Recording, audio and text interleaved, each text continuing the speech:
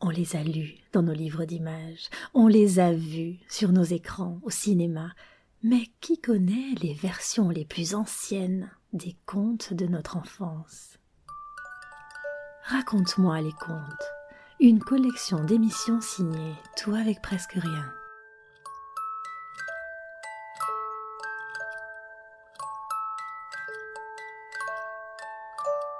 On a coutume de dire que la plupart des contes de notre enfance ont terminé leur voyage au pays de l'oralité lorsque Charles Perrault les a consignés par écrit sous le règne du roi Soleil. Savez-vous qu'une cinquantaine d'années avant lui, un autre habitué des cours royales en avait fait autant? Il s'appelle Giambattista Basile. Il est au service de la Sérénissime République de Venise. Nous ne savons pas grand-chose de sa vie, si ce n'est qu'avant tout, il est le frère d'une très célèbre cantatrice, Adriana Basile, véritable muse appelée auprès des plus grands de ce monde.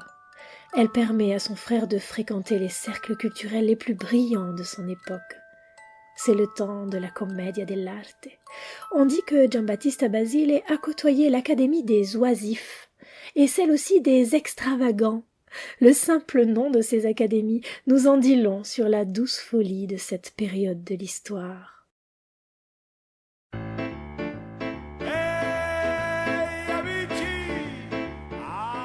Giambattista Basile est né à Naples et il est très attaché à ses racines. Naples l'extravagante, la bruyante, la bigarrée, ces rues ressemblent à un joyeux chaos. Les Napolitains chantent, crient, s'insultent, se coursent, et c'est par amour pour sa ville natale qu'il décide d'écrire son recueil en dialecte napolitain. Cela donne un langage très imagé, fantasque et souvent intraduisible. C'est sans doute pour cette raison que son recueil intitulé « Le conte des contes » a eu beaucoup de mal à être diffusé. Il ne sera publié pour la première fois que 40 ans plus tard, à titre posthume. C'est sa sœur qui le fera publier. Elle lui donnera alors un autre nom. Le conte des contes devient le Pentaméron, ce qui signifie en grec les 5 jours. Pourquoi ce nouveau titre? Parce que d'une part, il renvoie au Décaméron de Boccace, c'est prestigieux, n'est-ce pas?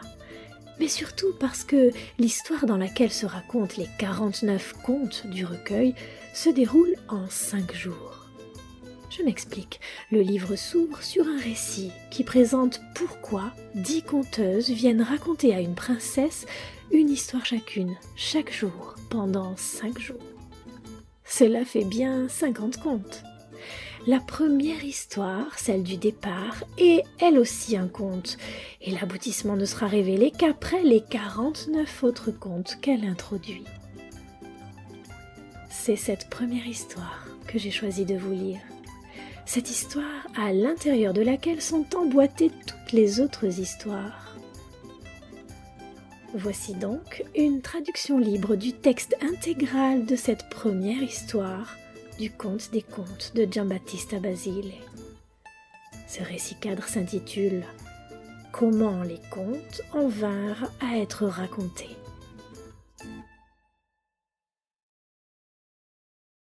Il y a un vieux dicton qui dit que celui qui cherche ce qu'il ne devrait pas trouve ce qu'il ne voudrait pas.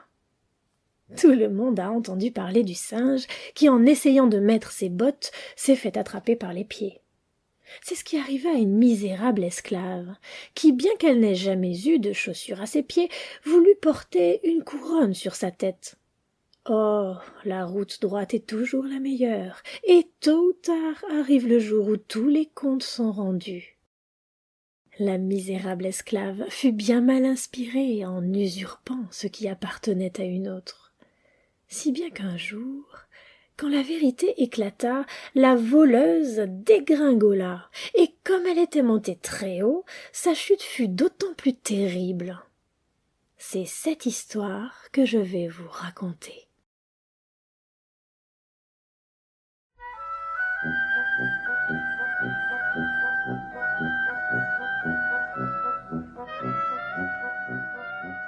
Il était une fois, dans le royaume de la vallée velue, une princesse prénommée Zoza. La princesse Zoza ne riait jamais. De toute son existence, on ne l'avait jamais vue rire. Son malheureux père, le roi, qui n'avait d'autre réconfort dans la vie que cette fille unique, cherchait par tous les moyens à chasser son invariable mélancolie. Pour cela, il envoya chercher des gens qui marchaient sur des échasses, d'autres qui sautaient à travers des cerceaux, des boxeurs, des magiciens, des jongleurs qui exécutent des tours de passe-passe, des hommes géants, des chiens qui dansent, des clowns qui bondissent, un âne qui boit dans un gobelet. Bref, il essaya 1001 choses pour la faire rire, mais c'était peine perdue. Jamais on ne vit le moindre sourire à ses lèvres. À la fin, le pauvre père, à court d'idées, tenta un dernier stratagème. Il ordonna qu'une grande fontaine d'huile soit installée devant les portes du palais. Lorsque l'huile s'écoulerait dans la rue, les passants, aussi nombreux qu'une troupe de fourmis, seraient obligés, pour ne pas salir leurs vêtements, de sauter comme des sauterelles, de bondir comme des chèvres et de courir comme des lièvres. Il espérait qu'au milieu de ces gesticulations, quelque chose arriverait qui fasse rire sa fille. La fontaine fut donc construite, et un jour que Zoza se tenait à la fenêtre, une vieille femme recueillait l'huile avec une éponge pour remplir un petit pichet. Tandis qu'elle travaillait dur à cette tâche, un jeune page passa par là, trébucha sur une pierre qui fut projetée sur la tête de la vieille femme, rebondit très exactement sur son pichet et le brisa en 1000 morceaux. Alors la vieille femme, qui n'avait pas la langue dans sa poche, se tourna vers le page et, rouge de colère, elle s'écria « Jeune sagouin, mulet, pandard, faquin, maudit sois-tu » Surpris par cette avalanche d'injures, le garçon rétorqua du tac au tac. « Vilaine gaupe, sorcière, vieille mégère, étrangleuse d'enfants !» À ces mots, la vieille femme devint comme folle, sautillant sur place, lançant tour à tour les bras et les jambes en l'air, et par moments s'immobilisant tout à coup en souriant comme un singe. À cet étrange spectacle, Zoza éclata de rire. Elle rit si fort qu'elle s'évanouit presque. Mais quand la vieille femme s'aperçut qu'on se moquait d'elle, elle s'arrêta net, se retourna et, lançant un regard féroce sur Zoza, elle lui dit « Vous n'aurez jamais le moindre petit mari, à moins que vous ne preniez le prince de la ronde prairie. » Entendant cela, Zoza fit appeler la vieille femme en son palais, désirant savoir si elle lui avait jeté une malédiction ou si elle avait seulement voulu l'insulter. La vieille femme répondit « Sachez que le prince de la ronde prairie est une très belle créature. Il s'appelle Taddeo et, par le sortilège d'une fée, il a été placé dans un tombeau à l'extérieur des murs de la ville. Il y a une inscription sur sa pierre tombale disant que toute femme qui remplira de larmes en 3 jours le pichet qui s'y trouve accroché rendra la vie au prince et le prendra pour mari. Mais il est impossible à 2 yeux humains de pleurer au point de remplir un pichet gros comme un demi-baril. Eh bien, c'est ce à quoi je vous défie, chère damoiselle, en échange de vos rires et de vos moqueries. J'espère pour vous que vous saurez y arriver, car il n'en faudra pas moins pour venger le tort que vous m'avez fait. » Et disant cela, la vieille femme se précipita dans les escaliers de peur d'être battue. Zoza réfléchit aux paroles de la vieille femme, et après avoir tourné une centaine de pensées dans son esprit, jusqu'à ce que sa tête soit comme un moulin plein de doutes, elle fut frappée par une flambée de passion pour ce prince. Elle prit une poignée d'écus dans les coffres de son père et quitta le palais. Elle marcha longtemps. Elle arriva enfin à un château. C'était le château d'une fée. Elle y fut accueillie de bon cœur, car c'était là une bonne fée. Zodza lui raconta son histoire, et la fée fut émue par une si belle jeune fille qui avait entrepris un si périlleux voyage avec pour simple bagage son amour pour un inconnu. La bonne fée l'envoya chez ses 3 sœurs, qui lui donnèrent une noix, une châtaigne et une noisette, avec la recommandation de ne les ouvrir qu'en cas de nécessité absolue.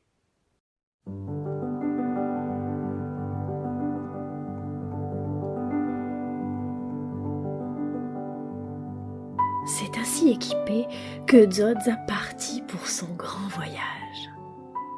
Elle traversa tant de forêts et de rivières qu'au bout de 7 ans, elle arriva presque boiteuse au royaume de la ronde prairie. Là, à l'entrée de la ville, elle trouva une tombe de marbre blanc, au pied d'une fontaine d'où s'échappaient des larmes de cristal qui semblaient surgir d'une prison de porphyre. Zodza décrocha le pichet et le plaça sur ses genoux. Elle commença à pleurer, pleurer comme la fontaine de porphyre. Elle pleura ainsi sans relâche, sans jamais relever la tête pendant 2 jours entiers. Le pichet était à moins de 2 pouces du bord lorsque Zodza, fatiguée de tant de larmes, sombra dans le sommeil et s'endormit. Pendant ce temps, une esclave mauresque aux jambes de sauterelle était venue à la fontaine, comme d'habitude, pour remplir sa cruche d'eau. Lorsqu'elle aperçut Zodza en train de pleurer, elle se cacha pour observer la scène. Enfin, elle comprenait le sens de cette fontaine dont on parlait partout. Dès qu'elle vit Zodza s'endormir, elle saisit sa chance. Elle s'approcha et avec 1000 précautions, elle retira adroitement le pichet de ses mains et le plaça sous ses propres yeux. En 4 secondes, le pichet fut plein. C'est alors que le prince se leva de son sanctuaire de marbre blanc, comme revenu d'un sommeil profond. Il embrassa l'esclave et la conduisit à son palais. Il y eut des fêtes et des illuminations féeriques pour fêter son retour et célébrer son mariage. Lorsque Zodza se réveilla, le pichet avait disparu et tous ses espoirs s'étaient envolés avec lui. À la vue du tombeau ouvert et vide, son cœur devint si lourd qu'elle était prête à se présenter au bureau de la mort. Elle se traîna jusqu'à la ville. Elle s'installa dans une maison face au palais du prince. À défaut de voir l'idole de son cœur, elle pourrait ainsi au moins regarder les murs où il était enfermé. Le prince Taddeo, qui voltait constamment autour de son esclave comme une chauve-souris autour de la nuit, aperçut un jour Zodza par la fenêtre et fut complètement fasciné par sa beauté. Lorsque l'esclave s'en aperçut, elle devint comme folle, et elle jura que si Taddeo ne quittait pas la fenêtre, elle tuerait son bébé à la naissance.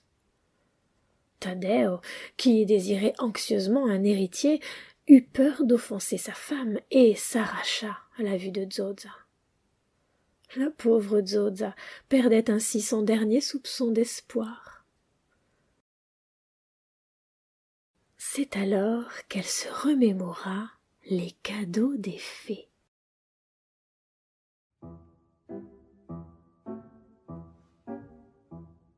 Elle ouvrit d'abord la noix, et il en sortit un nain, petit comme une poupée.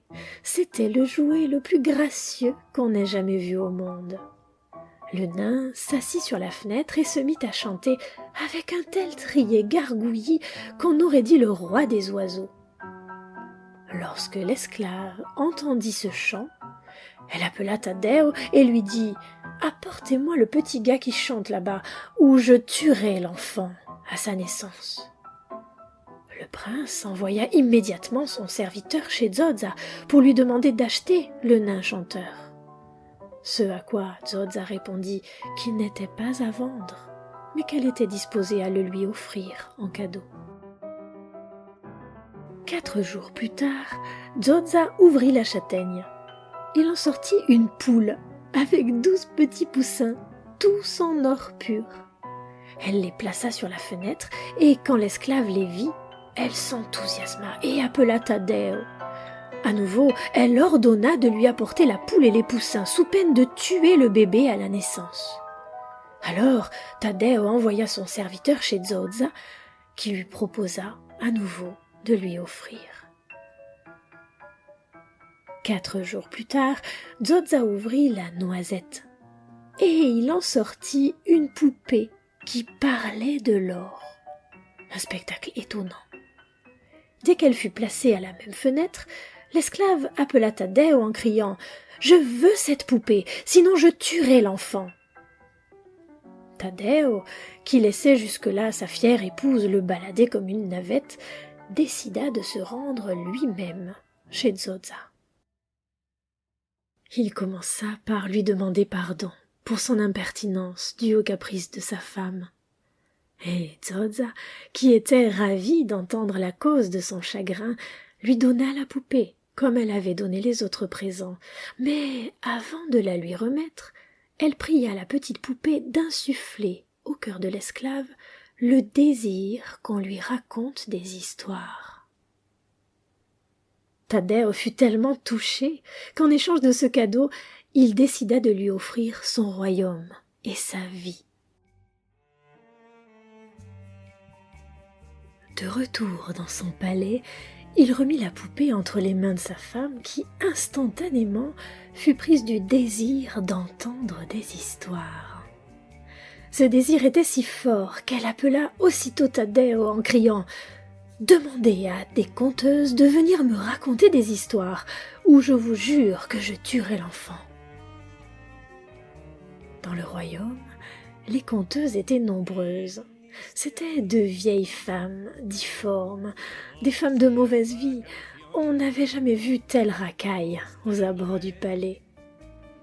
Taddeo en choisit 10 et les fit entrer dans le jardin. Il y avait Zezza, la bancale, Cecca, la tordue, Menecca, la goîtreuse, Tolla au gros nez, Poppa la bossue, Antonella, la barbue, Tiulla aux grosses lèvres, Paola, la teigneuse, Civommetella, l'échevelée et la Cova aux épaules carrées. Il nota leurs noms sur une feuille de papier et renvoya les autres. Puis il les installa sous un treillis de vigne, au milieu duquel chantait une fontaine, et leur dit « Rien au monde n'est plus important, mes douces dames, que d'écouter les actes des autres. Ce n'est pas sans raison que le grand Créateur a placé parmi les plus éminents bonheurs de l'homme celui d'écouter de belles histoires. Les chagrins s'évanouissent, les soucis s'envolent, et la vie s'allonge. Écouter des histoires, c'est oublier le reste et tout réparer en ouvrant une bouche bée. Vous raconterez tour à tour, tous les jours, au cours des 4 ou 5 prochains jours, l'un des contes que ces vieilles femmes ont coutume de raconter aux tout petits, afin que le temps soit agréable à ceux qui vivent et le chagrin à ceux qui meurent. » À ces mots, toutes s'inclinèrent. Et pendant que les tables étaient dressées et que pour la fête le coup d'envoi était donné, elles s'assirent et à tour de rôle, elles prirent la parole.